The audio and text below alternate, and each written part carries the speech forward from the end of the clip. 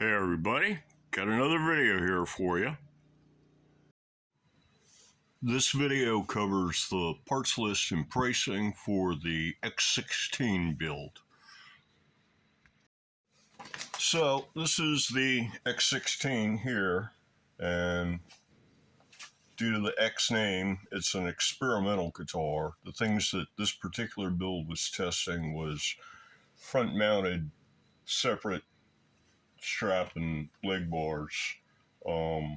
This kind of L-shaped pickup setup configuration, and this all enamel and natural guitar finish. And those are the things that this build was testing out. The general specs for the guitar are it's a 6-string tail tuner, obviously. The neck is an Almacob brand Ibanez bolt-on replacement neck with a scarf joint. It's made of maple. Has rosewood fretboard, fender scale length, 25.5-inch scale length, 24 frets, 12-inch radius, copper-colored inlay dots. Yeah, so it's been recarved with the trapezoid, the radical trapezoid profile that goes all the way up to the top of the fingerboard, and the flat triangular heel. And then the body is mahogany. So for hardware, it has string-through ferrules here at the headstock, and a locknut, and roller TOM bridge, and locking tuners. It has dual strap locks on the strap bar, and it uses machine screws and inserts for neck bolts.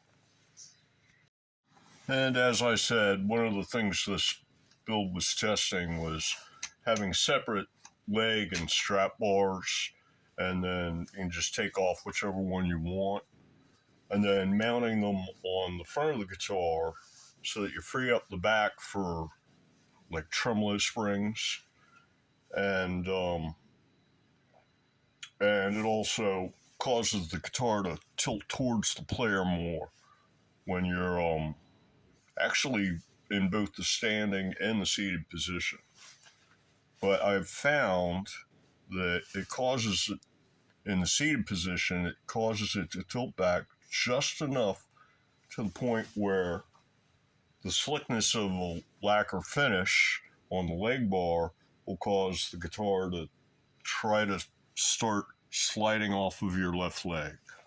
So I think I'm going to, on the next build, I'm going to try putting the leg bar at the same level as the body, and that should cause it to tilt back a little bit, but not so much that it's going to slide out of your lap.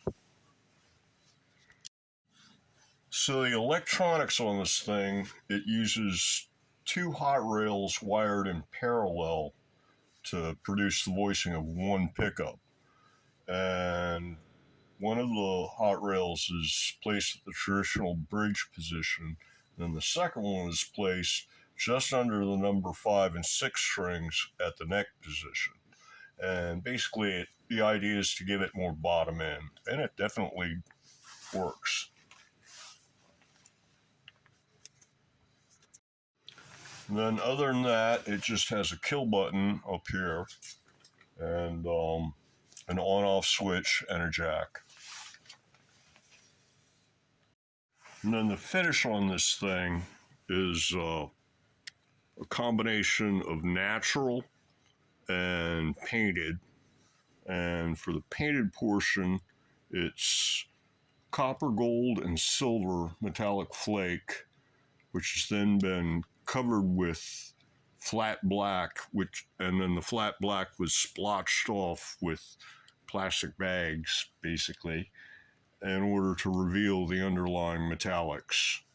And that's how it got this kind of effect on the paint. And it looks kind of like sort of almost like marble.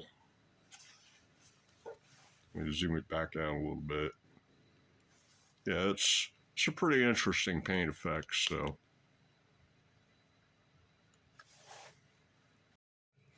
and then once the paint had been applied to these sections of the guitar, the entire guitar was clear coated with enamel. Okay, now for the pricing. First off, the total on it is $239, and I'll just run through it right quick. $49 for a neck, $27 for a body blank, $14 for tuners. The bridge was $17. Pickups were $32. Kill button was $20. On-off switch is $1. The ferrules were $10.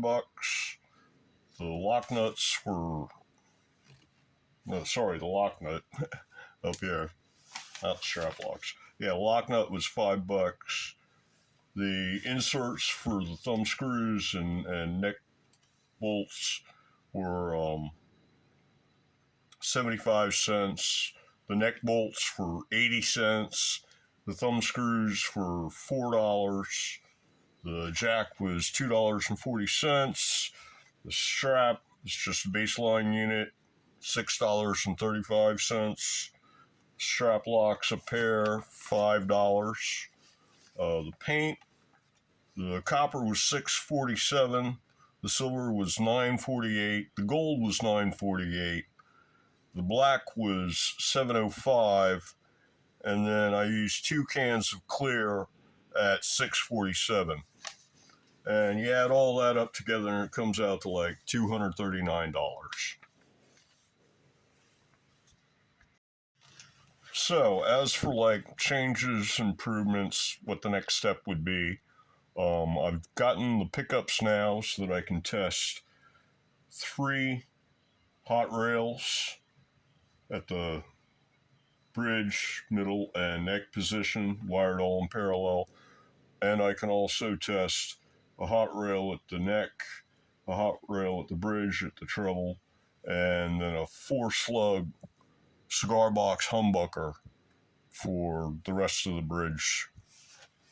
And I'm going to try those out.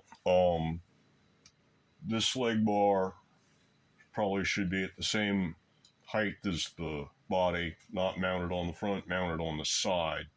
I'm going to be trying that kind of thing too. Other than that, the tail tuner is a proven concept, and yeah, that's pretty much it. This is a proof of concept of the enamel and the splotching, of the enamel finishes and also the splotching effect.